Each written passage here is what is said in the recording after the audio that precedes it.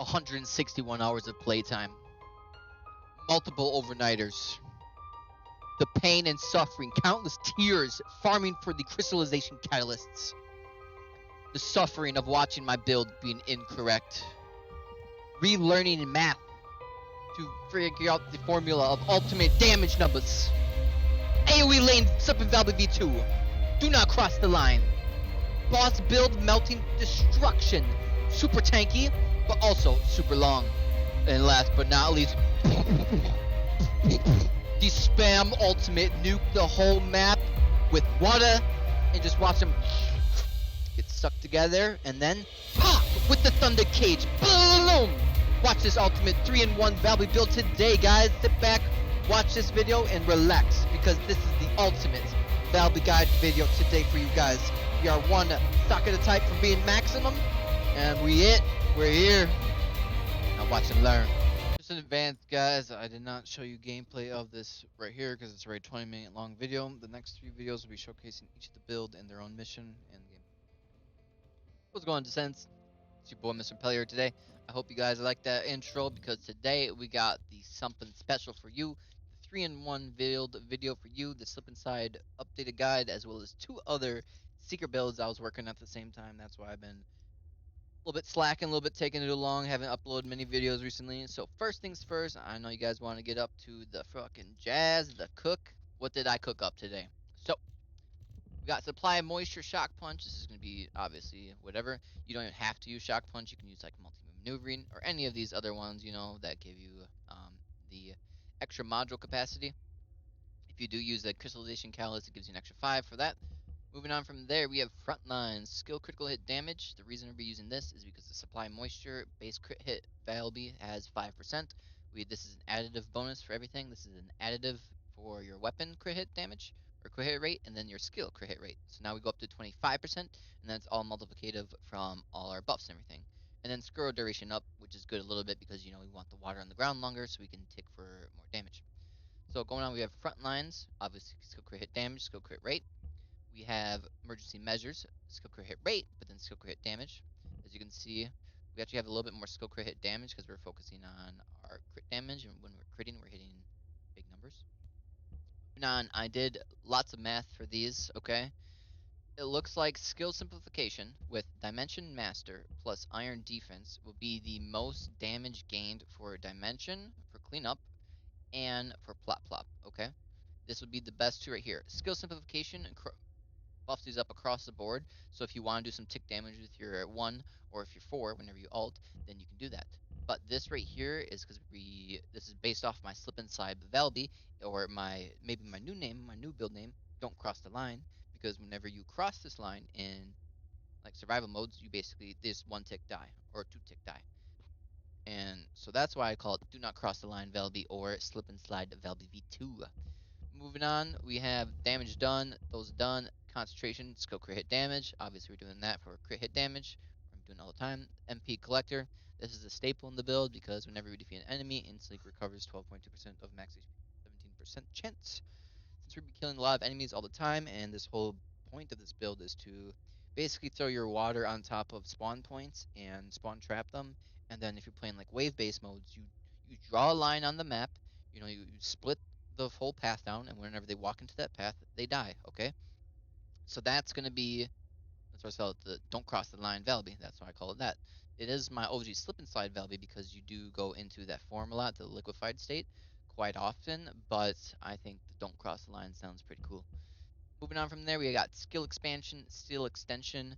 The reason you're probably wondering why am I doing range is because whenever you did I was noticing when I was doing the wave-based modes, if you have a really small waterway, the enemies can walk past it and not take the crit or the tick damage. Because as you can see, it's an interval at 1 second. So if they can cross that waterway within that 1 second, then they're right here. As you can see, waterway continuous damage, blah blah blah, damage interval 1 second. So if they can cross that waterway within that 1 second, I know faster enemies can do it. I know there's like some weird places on the map that they glitch off of it. They can also do that. So when you get the more range, they ain't gonna be able to do that anymore. They're always gonna get hit by this tech damage. That's why I use the range. And then obviously we're going to use duration because the longer the time the water's on the map, then the longer the time you don't have to go back and repaint it. That's what I call it, painting the map. You don't have to go back and re-put your line, okay? So duration's really good. You could use other duration like outstanding investment right here. If you want more duration, you could get rid of skill extension and put more duration on. If you notice that if like certain maps or certain objectives or certain areas, your range you would probably get rid of and put out more duration. Okay, just so you guys know, these two are very swappable. You know, if you need defense, you can even switch out for defense. It's any of these are mods, which is very, you have a ton. All right, you have a lot of choices. You can do defense, you can do antibodies, you can do special ones like this. Okay, so these two are really up to you. But my personal opinion for this build to be optimal, I use skill expansion and skill extension. Okay, that would be for that build, and I'm sure you guys were looking at the other builds. So I know, here we go, boss build time. So first things first, I want you guys to notice that I am missing one thing from this build that I know I want it for a fact. It is, I have a track right now. It's called Lethal Infection. Lethal Infection is going to give us, whenever we hit a firearm critical hit rate, so remember when we're in our water, we get plus 20% to our crit rate, and we're going to be utilizing the Python, which is a base 5% crit rate. So we have a 25% base crit rate, and then we can bump that up to probably like 50% or whatever. So whenever we do hit a crit in an enemy with a debuff, which is all the time because our water is always going to be using the laundry debuff on them, which is a, depending on your duration, it's at least 20 seconds long, and they get a 20% extra or minus 20% non-attribute resistance and another minus 20% electric resistance. That's why on all our weapons, you're going to be using electric weapon. So whenever you land a firearm critical hit on the enemy with a debuff, which is quite often, skill power modifier up 1% for 5 seconds. I do know when this is maxed out, it should be about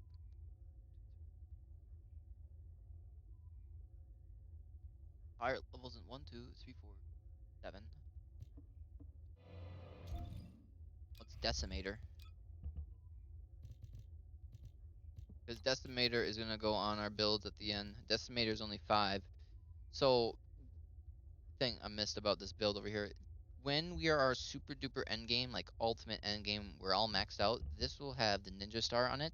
And then when you have it plus 50 capacity for your mastery rank, which will be quite a while. When you're at rank 20 on mastery, you're going to have the plus 50 on your mastery rank. That is when you should be able to put the decimator into the slot right here.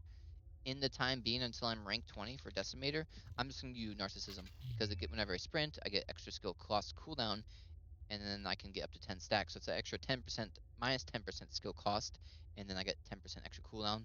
And I believe I would be able to level this up a few times to get even less skill cost and even less or more skill cooldown when I use it right there until I get there. So that's that. But again, going on what I was talking about originally, yeah.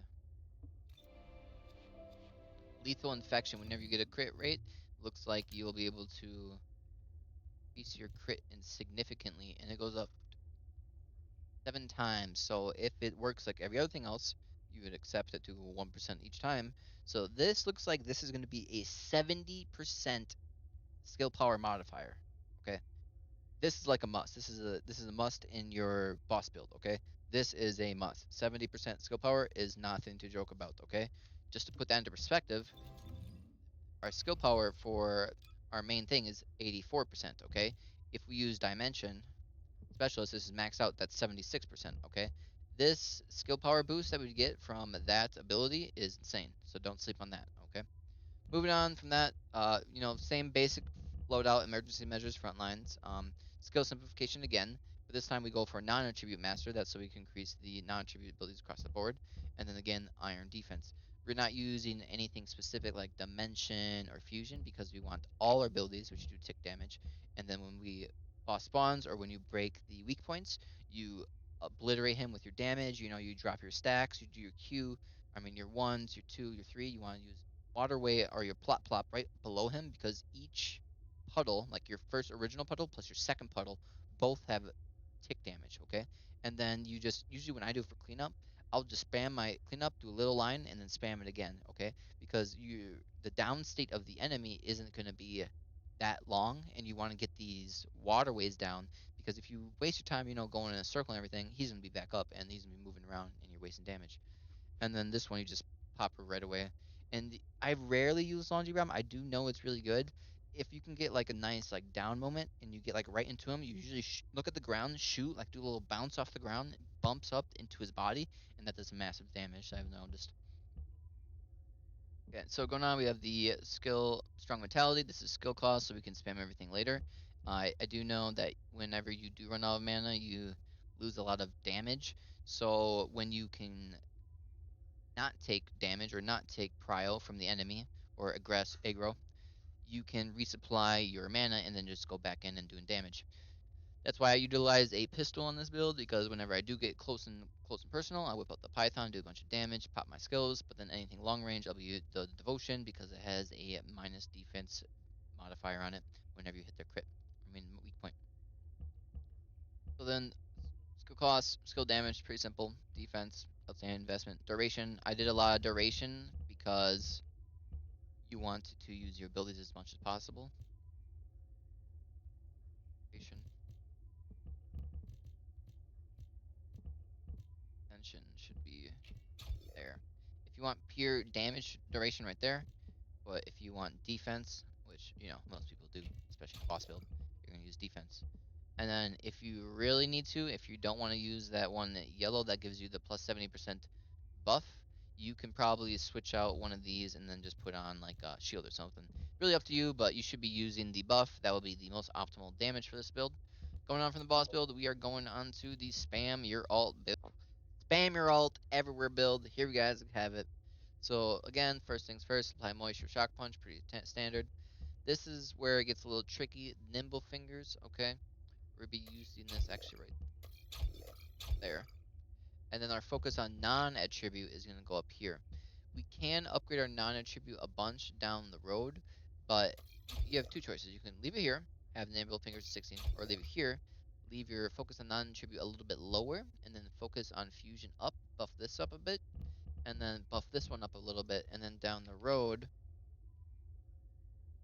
you run Decimator in the slot, or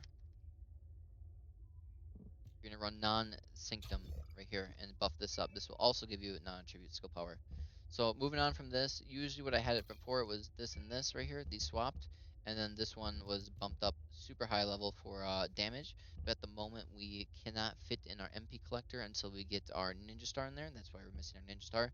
When we get our ninja star back, this will go back down there, nimble fingers go back up here, and then focus on non and possible, as well as focus on fusion. So moving on from there, we got Nimble Fingers for the skill cooldown, more skill cooldown, more attribute power. This one's skill cooldown, but fusion skill power. And then we got MP conversion, more skill cooldown, Iron Defense for the power modifier, because we're using maximized range, which our modifier, but with using the Iron Defense, we only get like about minus 5-ish%.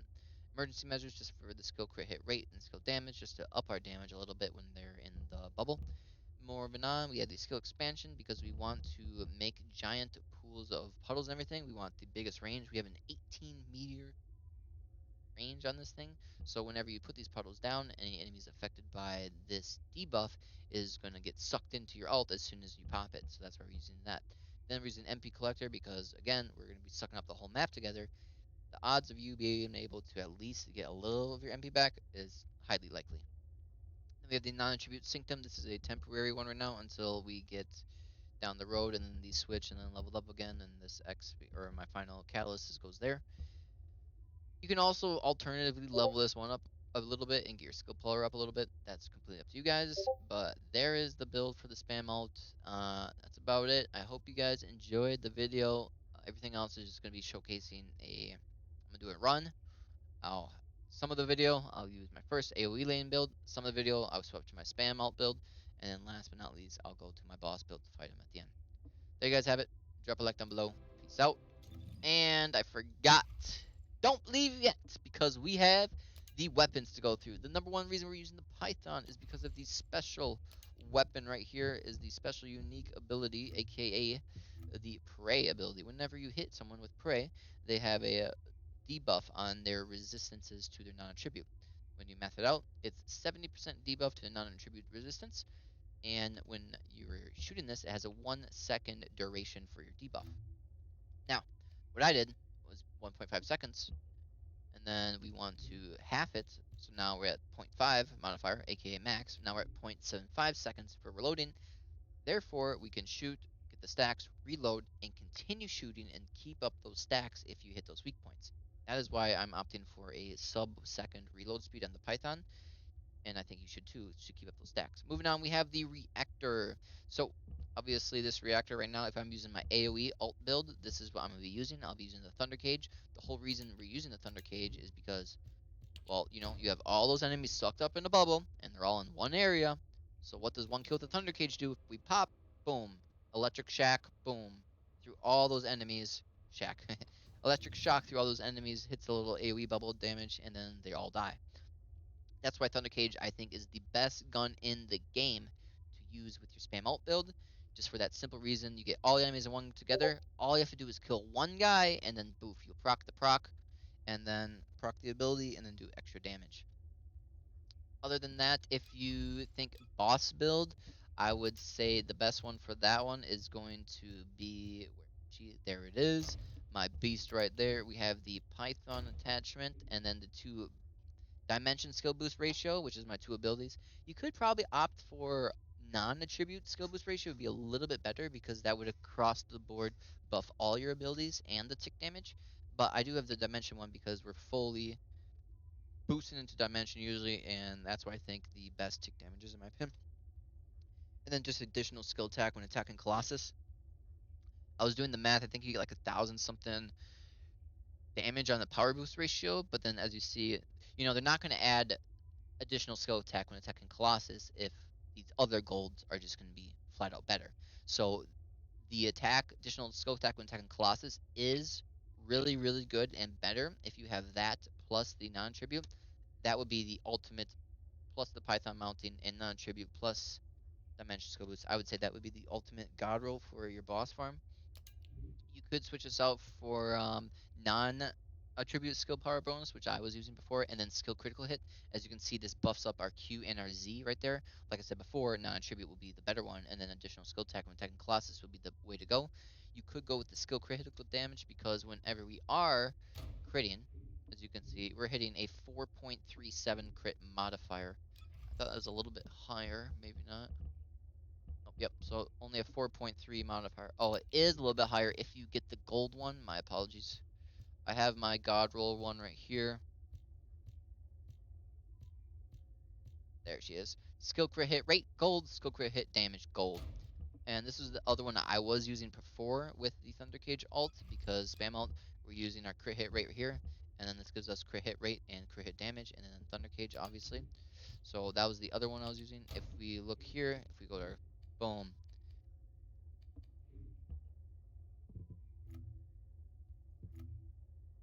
oh, that's for the spam alt build, my bad. Boss build with the actual crit modifier, there we go, 4.4%, I mean 4.4 crit damage modifier, 11%, that goes up to 85%.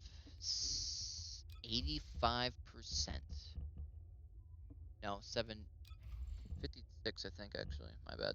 If you add the maximum crit chance modifier, the skill insight right here, and the front lines and the emergency measures and skill insight plus the gold mod with the double golds, you're reaching 85% critical hit rate, which is absolutely just bonkers. 85%, guys?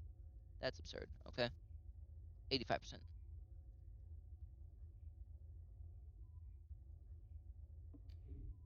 These are my other mods that you should be looking out for.